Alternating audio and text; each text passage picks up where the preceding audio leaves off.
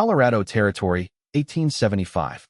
The rolling plains just east of the Rockies stretched like an endless sea of grass, promising both freedom and isolation in equal measure. For 25-year-old Quinn Barstow, that isolation was precisely what he counted on. He'd learned the hard way that attachments in this unforgiving land only led to heartbreak. The West took what it wanted, and it had already taken too much from him. Quinn adjusted his Stetson against the summer sun as he urged his chestnut gelding up the sloping hillside. From this vantage, he could survey the cattle scattered across the valley, the small herd he'd painstakingly built over 3 years of solitary work. His ranch was modest, but it was his, earned through calloused hands and lonely nights. The nearest town, Silverdale, lay 15 miles east, and he ventured there only when necessity demanded it. A man needs nothing but his horse, his gun, and enough land to breathe. His father had taught him before a band of rustlers had gunned him down 4 years prior. Quinn had taken those words to heart, building walls around himself as sturdy as the log cabin that stood as the only structure on his property. The West was no place for soft feelings. Only survival mattered out here. As he guided his horse back toward the cabin, the setting sun painted the sky in hues of orange and purple. Another day ending alone, just as he preferred it. Or so he told himself as he unsaddled his horse and prepared a solitary meal of beans and bacon. The quiet that had once felt like peace increasingly resembled something closer to emptiness. But Quinn Barstow didn't need companionship. Trusting others was a luxury the frontier didn't afford. He'd seen too many good men buried on account of misplaced trust, and too many women widowed by the cruel hand of fate. No, he'd stick to what he knew: cattle, hard work, and solitude. What Quinn didn't realize was how quickly fate could upend even the most determined plans. 3 days later, an unseasonable thunderstorm drove Quinn to Silverdale for supplies before the impending mud made the trail impassable. The small town bustled with unusual activity. The stagecoach had arrived early, bringing mail and passengers from Denver. Quinn tied his horse outside the general store just as the heavens opened. He hurried inside, shaking rainwater from his hat. The store owner, Henry Miller, greeted him with a nod. "Rare sight, seeing you twice in 1 month, Barstow." Quinn managed a tight smile. "Storm's coming.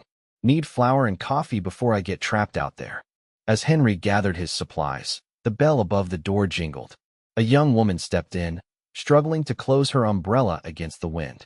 When she turned, Quinn found himself frozen in place. She couldn't have been more than 22, with rain-dampened honey-blonde hair falling in loose curls from beneath a modest bonnet. Her blue traveling dress, though well-made, showed the wrinkles of long journey. But it was her eyes, bright, determined green eyes, that caught him off guard. "Excuse me," she said, approaching the counter. "I'm looking for directions to the Evans property. I understand it's some distance from town." Henry's eyebrows shot up. "The old Evans place? Nobody's lived there since Thomas and Martha passed last winter. Their son sold it off to the bank." The woman's face fell, color draining from her cheeks. "That can't be right. I received a letter just 2 months ago. My Aunt Martha invited me to come stay. I'm afraid the letter must have been written before they took ill, miss." Violet Evans." She straightened, composing herself despite the evident shock. "Martha was my father's sister. I've come all the way from Boston."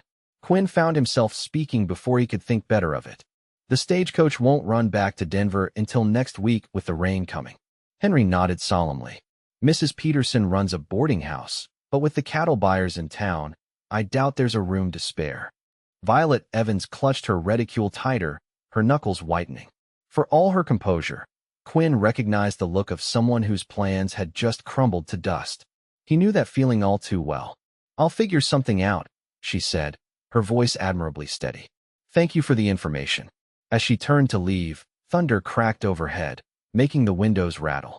Quinn found himself caught in an impossible moment, his instinct for self-preservation warring with something deeper. The woman had nowhere to go, no family left, and night was falling in a storm. "Miss Evans," he heard himself say, "I have a wagon outside. I could take you to the Peterson place, see if they have room." The relief in her eyes was momentary but genuine. "That's very kind, Mr. Barstow." Quinn Barstow. That simple act of kindness, offering a ride through a rainstorm, would later seem like the moment everything changed, though neither of them could have known it then. The Peterson boarding house was indeed full, as was the small hotel across from the saloon. As the rain turned from heavy to torrential, Quinn made a decision that defied his every rule of frontier survival. "I have a spare room at my ranch," he said stiffly, avoiding her gaze. "It's plain but dry. You can stay until the stage runs again. I'll bring you back to town." Violet hesitated, weighing propriety against practicality. "Mr. Barstow, I couldn't impose. It's 15 miles of mud between here and my place," Quinn interrupted, "and you'd be staying in what was my mother's room. I don't make offers lightly, Miss Evans, and I won't make it twice." Perhaps it was the storm, or perhaps it was something in his forthright manner, but Violet Evans made the decision that would alter both their lives. "Very well, Mr. Barstow. I accept your offer, and I thank you for your kindness."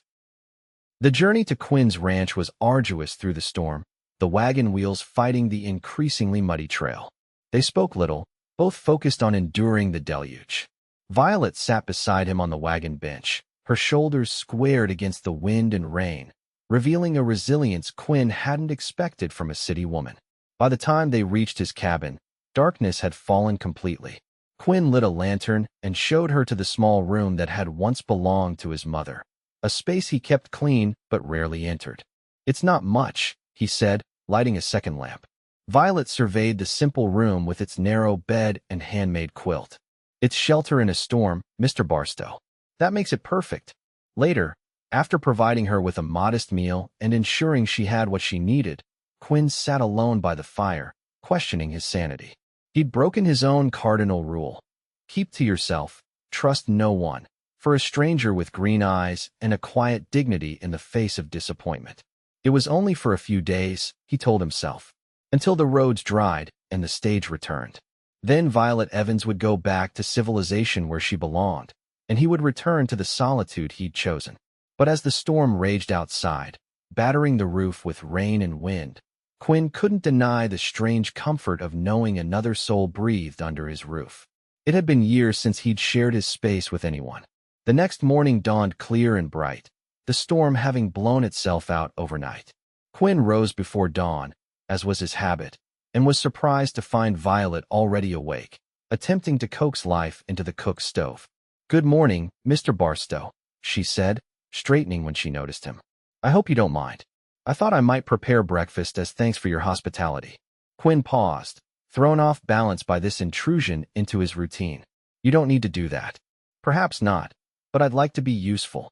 There was something in her tone, a quiet determination that suggested she wasn't accustomed to being idle. "I understand I've disrupted your solitude, and I don't wish to be a burden." He moved to the stove, showing her how to adjust the damper properly. "It's temperamental," he explained, their hands briefly occupying the same space. He withdrew quickly, uncomfortable with the proximity. Over a breakfast of biscuits and coffee, Quinn learned that Violet had been working as a schoolteacher in Boston. After her father's death the previous year, she had corresponded with her Aunt Martha, who had eventually invited her west.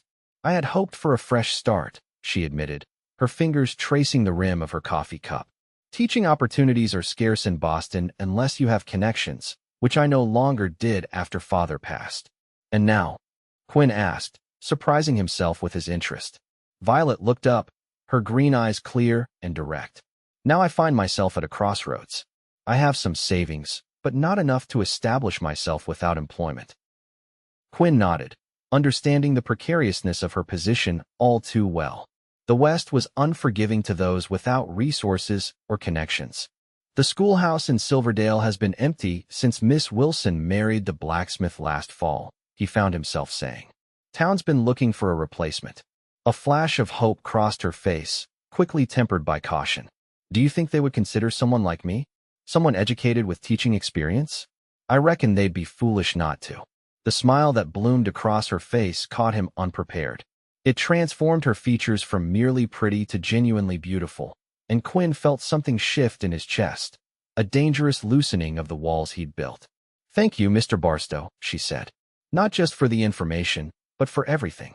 Most men would have left me to my troubles in town." Quinn stood abruptly, uncomfortable with her gratitude. "I have work to do with the cattle. Feel free to rest today. The road to town won't be passable for at least 2 days." He escaped to the familiar solitude of the range, troubled by how easily this stranger had slipped past his defenses. It was just common decency, he told himself. Nothing more than what any civilized man would do. But as he rode out to check his herd, Quinn couldn't shake the memory of Violet's smile, or the realization that his cabin had felt more like a home this morning than it had in years. The next 2 days established an unexpected rhythm. Violet, determined not to be idle, took charge of the cabin's interior, cooking meals and bringing order to spaces Quinn had neglected. He found himself returning from his daily work to the unfamiliar comfort of prepared meals and fresh coffee.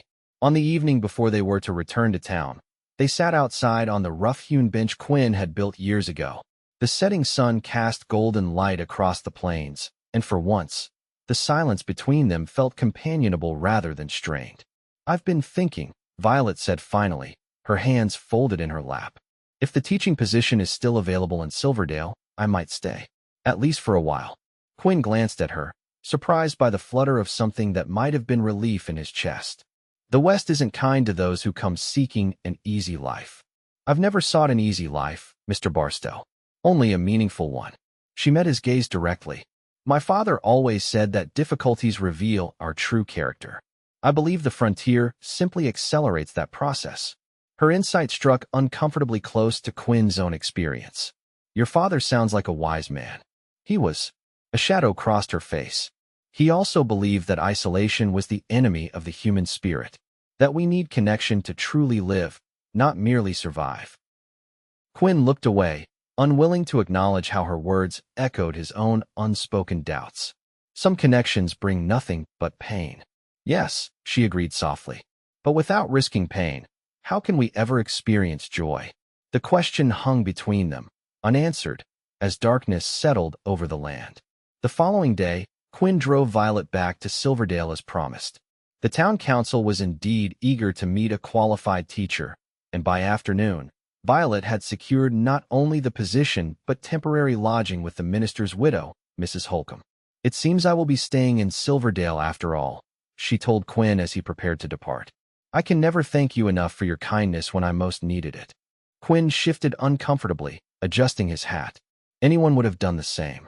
"We both know that's not true." Her green eyes held his for a moment. "Goodbye, Mr. Barstow." "Miss Evans," he nodded, turning to his wagon. As he drove away, Quinn told himself he felt relief at returning to his solitude. The odd emptiness in his chest was simply readjustment, nothing more.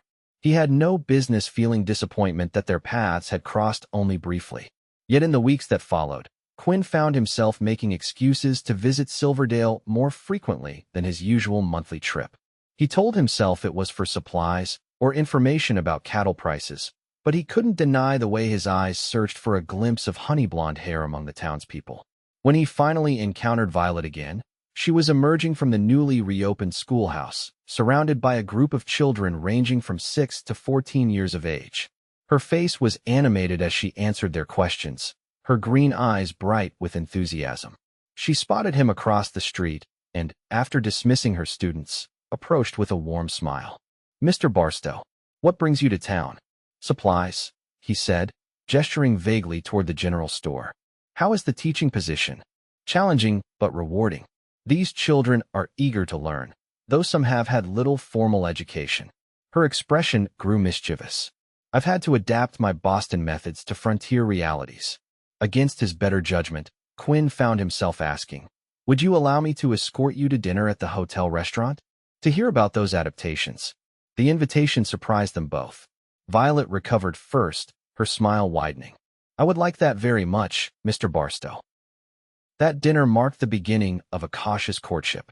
Every 2 weeks, Quinn would find reason to visit Silverdale, and each time, he would call on Violet. They shared meals at the hotel restaurant, attended the occasional town social, and gradually, Quinn found himself revealing parts of his past he had shared with no one. He told her about his father's murder at the hands of rustlers, about his mother succumbing to pneumonia the following winter, about his determination to build something lasting from the ashes of his family's dreams. In turn, Violet spoke of losing her mother as a child, of her father's struggles to raise a daughter alone while teaching literature at a small college, of the gradual erosion of their security after his death from heart failure. "We're both familiar with loss," she observed one evening as they walked along the main street after dinner. "Perhaps that's why we understand each other's caution." Quinn considered her words. "I built my life around avoiding more of it."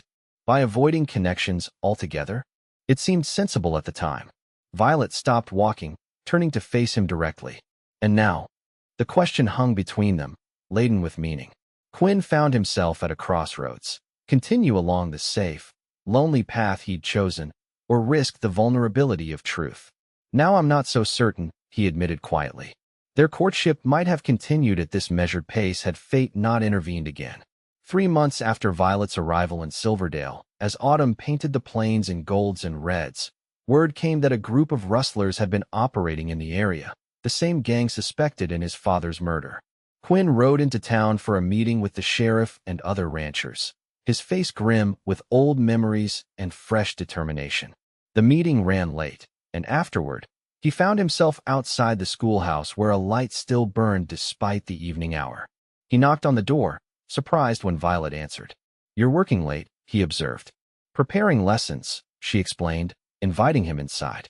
Noting his expression, she asked, "Is something wrong?" Quinn hesitated before explaining about the rustlers and the meeting.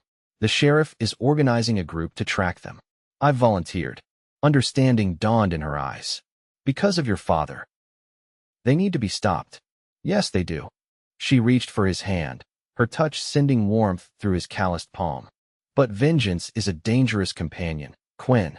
It was the first time she had used his given name, and it startled him into meeting her gaze. "I don't want to lose another good man to violence," she continued softly. "Please be careful." The genuine concern in her eyes cracked something in Quinn's carefully constructed defenses. Without conscious thought, he stepped closer, one hand rising to cup her cheek. "I'll come back," he promised, his voice rough with emotion he'd denied for too long. "See that you do," she whispered, and when he lowered his head to kiss her, she met him halfway. It was a gentle kiss, tentative and questioning, but it sealed something between them, an acknowledgement of feelings that had grown despite all caution. When they parted, Quinn rested his forehead against hers. "I should go." Violet nodded, reluctantly stepping back. "When do you leave?" "Tomorrow at dawn. We'll likely be gone several days, tracking them into the foothills. Then I'll wait for your return." Quinn rode out the next morning with the sheriff and 6 other men, his thoughts divided between the task ahead and the woman he'd left behind. For 4 days they tracked the rustlers through increasingly difficult terrain, finally locating their camp in a sheltered canyon. The ensuing confrontation was violent but brief.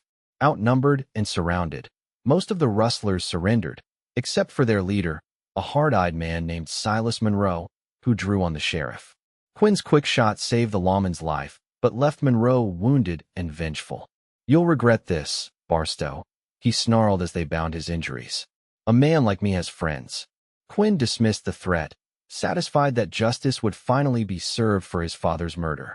The group returned to Silverdale in triumph, delivering their prisoners to the jail to await the circuit judge.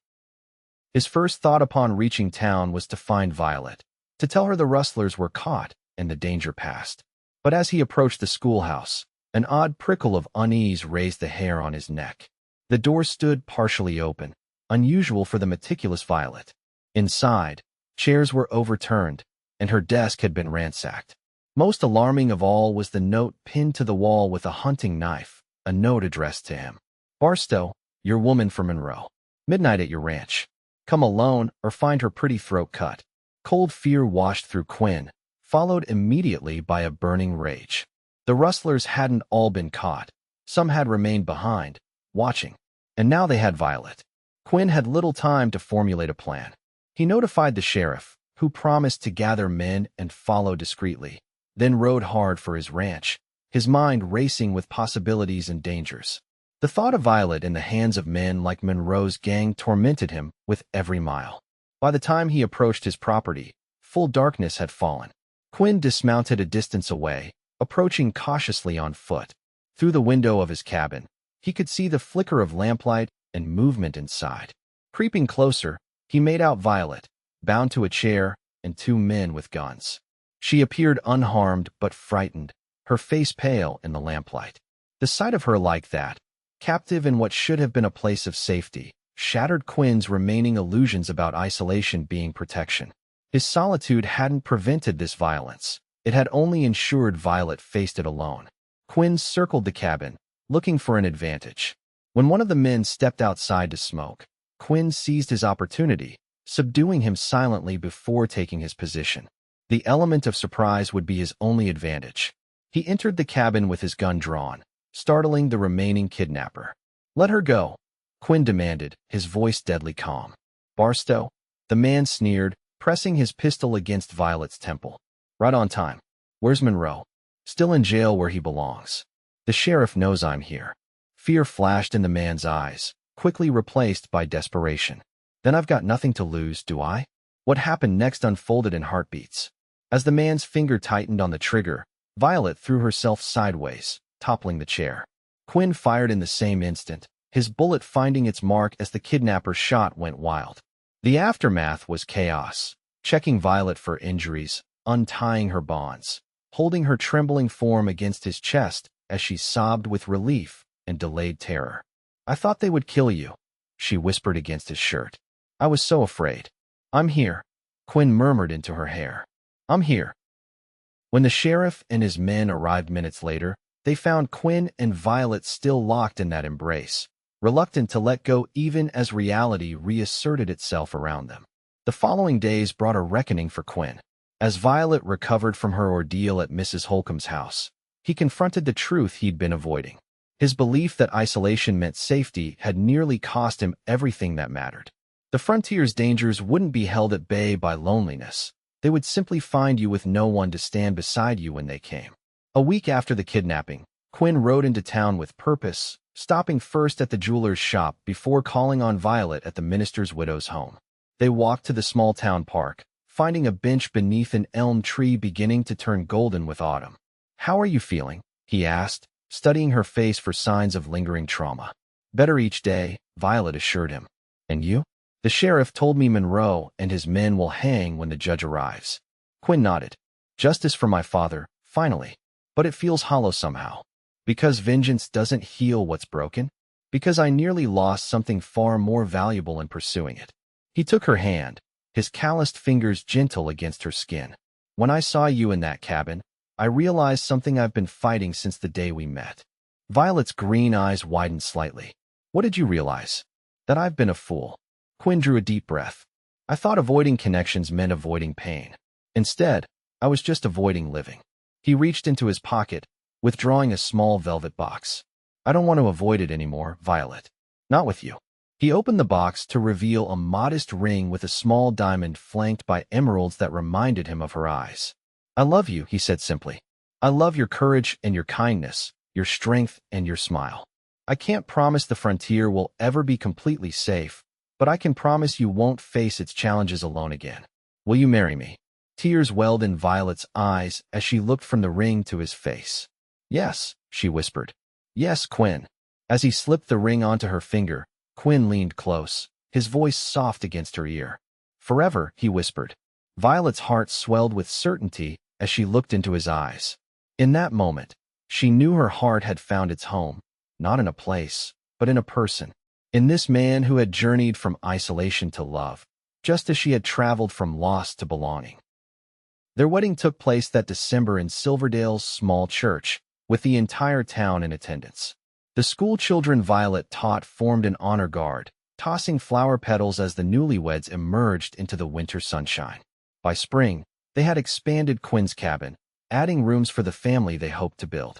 Violet continued teaching, riding to town with Quinn 3 days a week, while helping with the ranch on the remaining days.